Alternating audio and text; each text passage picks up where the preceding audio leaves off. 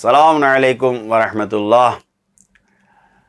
استقبال ہے تفسیر نور میں آپ کا قدم بقدم آگے بڑھتے ہوئے۔ آج ملاحظہ فرمائیں سورہ آل عمران کی 62 اور 63 نمبر آیت۔ بسم اللہ الرحمن الرحیم إن هذا لهو القصص الحق وما من إله إلا الله وإن الله لهو العزيز الحكيم فإن تولوا فإن الله عليم بالمفسدين۔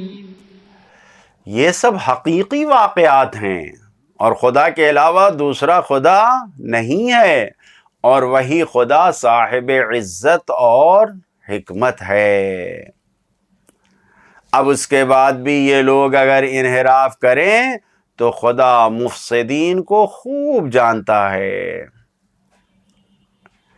توجہ فرمائیں، لوگوں کی زبان پر جو قصے واقعات رائج ہوتے ہیں، جو زباں زد عام ہوتے ہیں، لوگوں میں رائج ہوتے ہیں، یہ 3 طرح کے ہوتے ہیں۔ کچھ ایسے قصے ہوتے ہیں کہ جو رومانی قصے ہوتے ہیں، افسانے ہوتے ہیں، جس میں صرف داستانیں ہوتی ہیں، جو صرف خیالات اور کسی کے ذہن کی اپج ہوتی ہے، ذہنوں سے بس بالکل اسی طریقے سے جو ناول وغیرہ اور اس طریقے کے قصے ہوتے ہیں۔ اور بہت سے ہر سماج اور ہر معاشرے اور ہر کلچر میں کوئی نہ کوئی ایک قصہ مشہور ہوتا ہے، جس کی کوئی حقیقت اور سچائی نہیں ہوتی لیکن مشہور ہے وہ قصہ۔ دوسرے وہ تاریخی واقعات ہوتے ہیں کہ جو مستند ہوتے ہیں، اس میں باقاعدہ سورسز سے بحث کی جاتی ہے، تاریخی واقعات ہوتے ہیں، لیکن کبھی کبھی ان میں جھوٹ بھی شامل کر دیا جاتا ہے، ملا دیا جاتا ہے، اور پھر من گڑت باتیں بھی آ جاتی ہیں۔ تو دوسرے اس قسم کے تاریخی واقعات ہوتے ہیں۔ تیسرے وہ واقعات ہیں کہ جو صرف زبان وحی سے پروردگار نے وحی کے ذریعے جن واقعات کو بیان کیا ہے، جو ہم تک پہنچے ہیں، جو مکمل برحق ہوتے ہیں، سچے واقعات ہوتے ہیں۔ اور جتنے بھی قرآنی واقعات ہیں یہ سب اسی قسم سے ہیں کہ اس پہ وحی کی مہر لگی ہوئی ہے سب پر، جس میں ذرہ برابر بھی وہم و خیال نہیں پایا جاتا ہے، کوئی توہم نہیں ہوتا ہے، جھوٹ کا شائبہ بھی نہیں ہوتا ہے، سب برحق ہیں، سچے واقعات ہیں، بہترین واقعات ہیں۔ احسن القصص کہا گیا ہے کچھ واقعات کو بھی۔ جو پیغام ہے اس آیت میں، توجہ فرما، ان قصوں کا فائدہ کیا ہے؟ پیغام جو اس آیت سے مل رہا ہے کہ اگر قرآن مجید نہ ہوتا تو حضرت عیسیٰ مسیح کا حقیقی چہرہ مکمل طور پر خرافاتی اور آلودگی کثافتوں سے بھرپور سامنے واقع رہتا۔ یہ قرآن مجید کی دین ہے کہ جو ان کا مقدس چہرہ آج دنیا میں باقی ہے۔ ان ھذا لہو القصص الحق، یہ سچے واقعات ہیں۔ دوسرا پیغام، توحید کا نعرہ لگاتے رہنا چاہیے، ہمیشہ اس نعرے کی تکرار کرنا چاہیے۔ کیوں؟ اس لیے کہ شیطان اور دشمن ہمیشہ خرافات پھیلاتے رہتے ہیں۔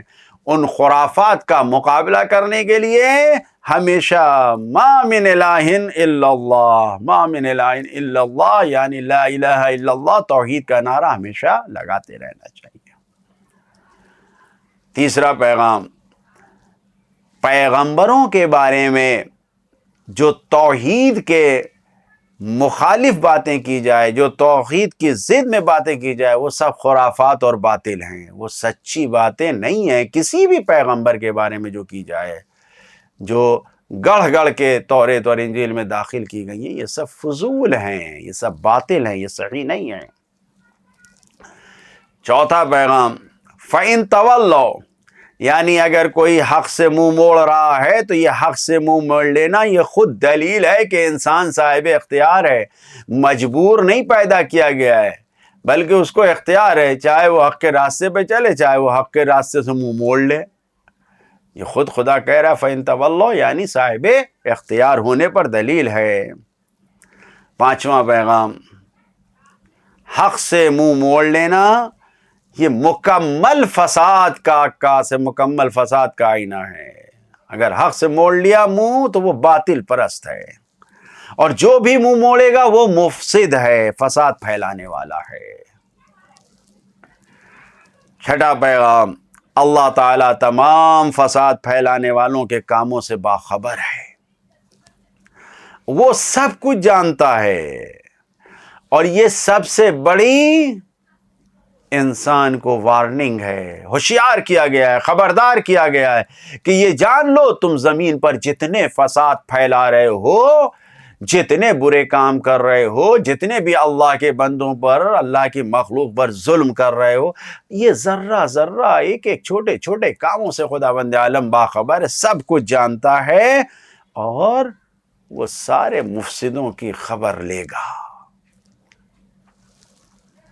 عملی پیغام، انسان کو اپنی عملی زندگی میں سچے واقعات سے عبرت، سبق، درس حاصل کرنا چاہیے، اسی سے زندگی کامیاب ہوگی، اسی سے آخرت میں نجات ملے گی۔ خدایا ہمیں سچے واقعات سے سبق حاصل کرنے اور اس پر عمل کرنے والوں میں قرار دے۔ والسلام علیکم ورحمۃ اللہ وبرکاتہ۔